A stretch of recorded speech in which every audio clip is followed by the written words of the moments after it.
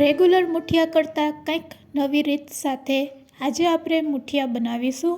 Hello friends, welcome to kitchen art. Friends, generally દરેકના ઘરમાં મુઠિયા તો બનતા જ હોય છે દૂધી અને મેથીના, પર આજે આપણે એકદમ નવી રીત સાથે આ મુઠિયા બનાવીશું.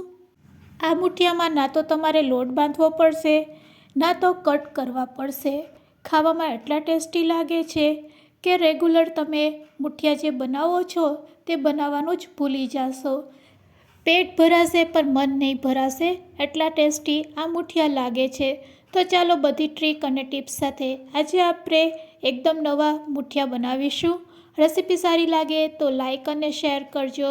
મારી ચેનલ ઉપર નવા હોય અને મારી ચેનલને હજુ સબસ્ક્રાઈબ ન કરેલ હોય તો સબસ્ક્રાઈબ કરી બાજુનું બેલ બટન દબાવવાનું ભૂલશો નહીં.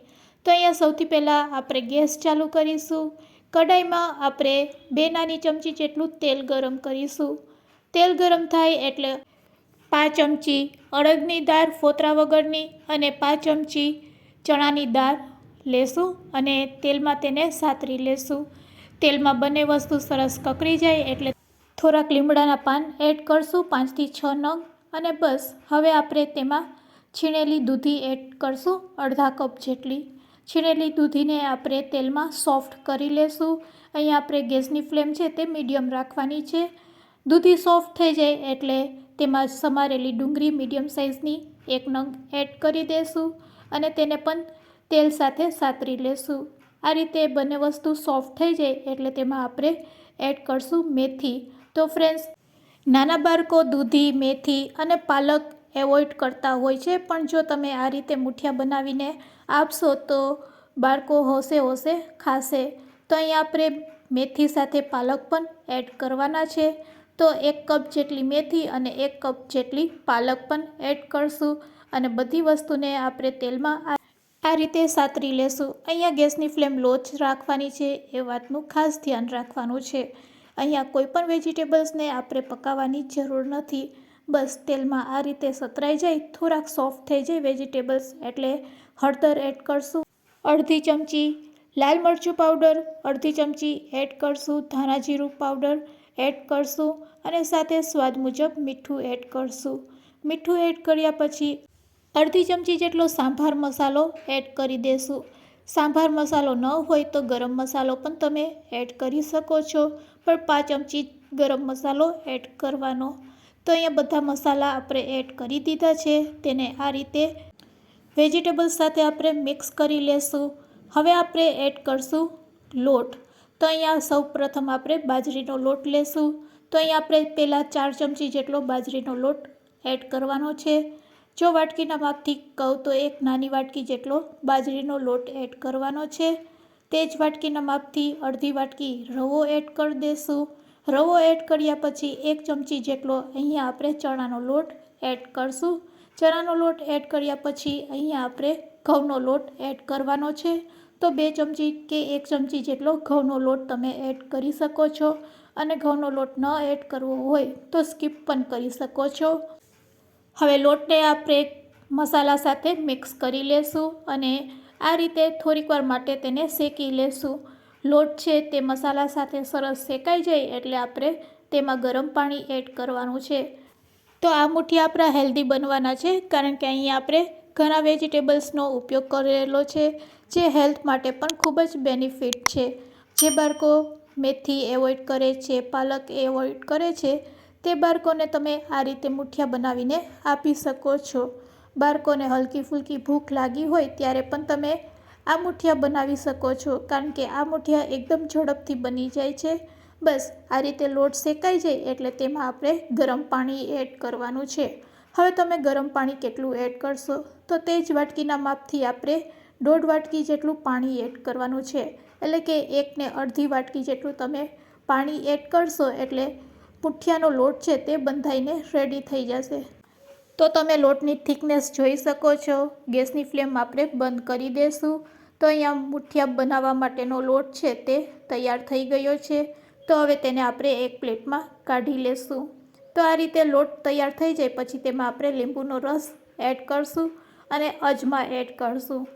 લીંબુનો રસ એડ કરવાથી ટેસ્ટ સરસ આવે છે. અને અજમાને આ રીતે મસરીને થોડાક નાખવાથી તે પાચનનું કામ કરે છે। તો આ રીતે આપણે મુઠિયાનો લોટ તૈયાર કરી લેશું। હાથમાં થોડુંક તેલ લઈ અને લોટને થોડોક મસરી લેશું। આ રીતે ફક્ત આપણે લોટને ભેગો કરવાનો છે અને પછી બસ તેમાંથી નાના નાના આ રીતે મુઠિયા બનાવવાના છે। તો ફ્રેન્ડ્સ, અહીંયા આપણે કટ ન કરવા પડે એટલે આપણે આ રીતે નાની સાઇઝમાં મુઠિયા બનાવી રહ્યા છે।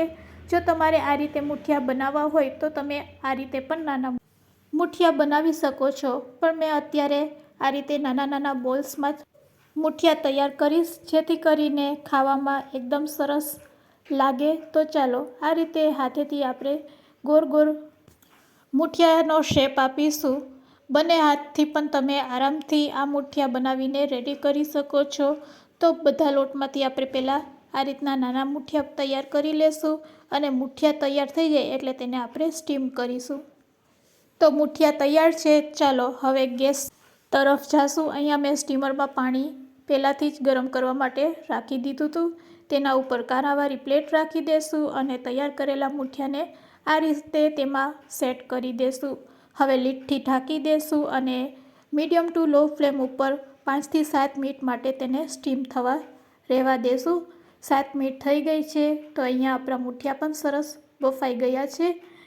તો ગેસની ફ્લેમ હવે આપણે બંધ કરી દેશું। આ મુઠિયાને તમે આ રીતે ચેક પણ કરી શકો છો।